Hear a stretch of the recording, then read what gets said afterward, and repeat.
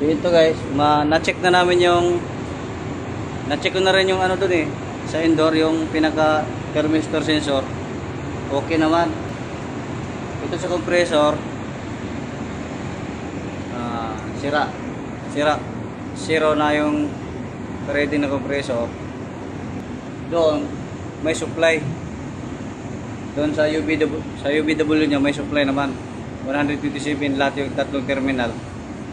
Ito talaga problema. Kaya ano tayo, resistance yun, no? Resistance 1, oh. Yan, resistance. Yan. Dapat may reading dito. White, red white mo tayo, red white.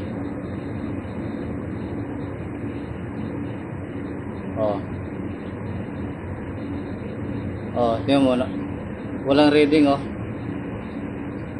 Wala. Red white, tapos red blue. Red blue. Yan, red blue. Tingnan mo, wala. Nag-zero talaga siya, oh. Masabihin mo wala, sira yan, oh. Meron yan, oh. Ano pa yung tapos na tayo sa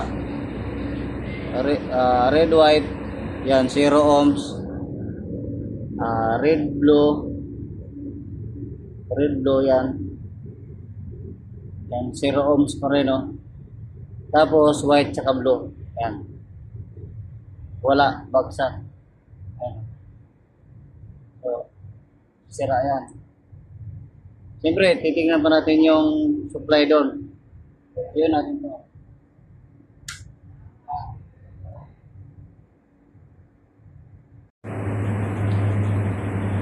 Yan, umandar na yung fan, outdoor fan. So, sige, titester natin to.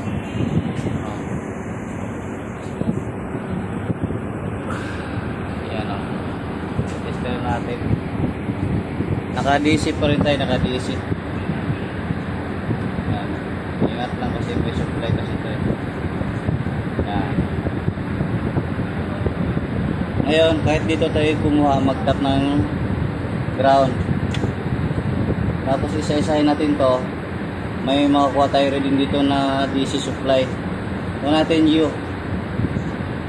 Ayun, oh. 126 DC yung supply sa'yo. Tapos sa B,